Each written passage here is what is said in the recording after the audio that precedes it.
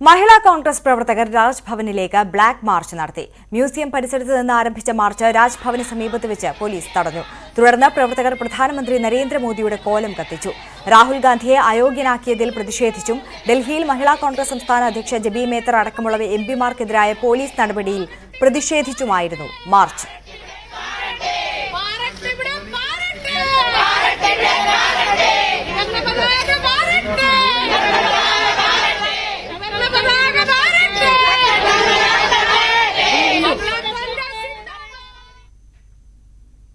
ലക്ഷദ്വീപ് എംപിയായ മുഹമ്മദ് ഫൈസലിനെതിരായ വധശ്രമക്കേസിൽ ശക്തമായ നിരീക്ഷണങ്ങളുമായി സുപ്രീം കോടതി. ഫൈസലിനെതിരായ കുറ്റം ഗുരുതരമാണെന്നും യഥാസമയം ചികിത്സ ലഭിച്ചതിനാലാണ് മരണം ഒഴിവായതെന്നും ഡോക്ടറുടെ മൊഴിയുണ്ടെന്നും ജസ്റ്റിസ് കെ എം ജോസഫ് നിരീക്ഷിച്ചു.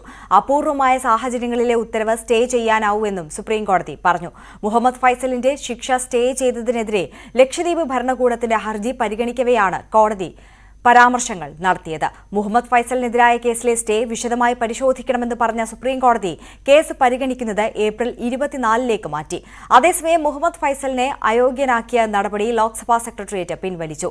ഫൈസൽ നൽകിയ ഹർജി ഇന്ന് സുപ്രീം കോടതി പരിഗണിക്കാനിരിക്കെയായിരുന്നു ലോക്സഭാ സെക്രട്ടേറിയറ്റിന്റെ അടിയന്തര തീരുമാനം. അയോഗ്യത പിൻവലിക്കാത്തതിനാൽ പാർലമെന്റ് സമ്മേളനത്തിൽ പങ്കെടുക്കാനാവില്ലെന്ന് ചൂണ്ടിക്കാട്ടിയായിരുന്നു ഹർജി നൽകിയത്.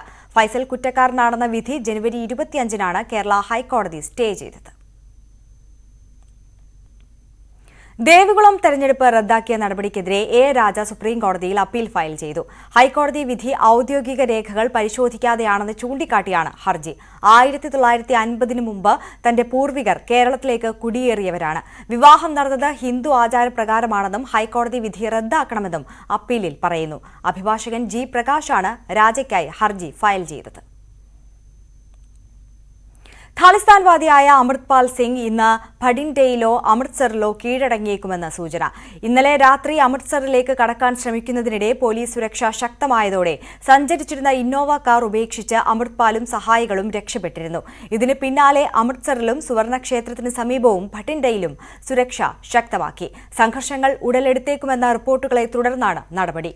മാർച്ച് 18-നാണ് വൻ പോലീസ് വലയത്തിൽ നിന്ന് അമൃത്പാൽ രക്ഷപ്പെട്ടത്. തുടർന്ന് ഉത്തരേന്ത്യയിലടക്കം വ്യാപകമായ തെരച്ചിലാണ് അമൃത്പാലിനായി പഞ്ചാബ് പോലീസും കേന്ദ്രസേനകളും നടത്തിയത്.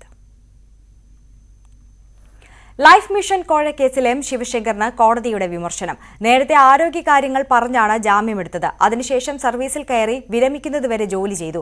കൈക്കൂലി പണത്തിന്റെ വിഹിതം വിദേശ രാജ്യത്തേക്ക് കടത്തിയെന്ന ഇഡി ആരോപണം ഗൌരവമുള്ളതാണെന്നും കോടതി ചൂണ്ടിക്കാട്ടി. അർബുദ രോഗിയാണെന്നും ചികിത്സ തുടരുകയാണെന്നും അഭിഭാഷകൻ വാദിച്ചു.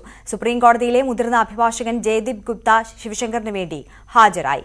ജാമ്യ ഹർജി ഏപ്രിൽ 5-ന് പരിഗണിക്കാൻ മാറ്റി. വിചാരണ കോടതിയിൽ നിന്ന് രേഖകൾ വിളിച്ചുവരുത്താൻ കോടതി നിർദ്ദേശം നൽകി.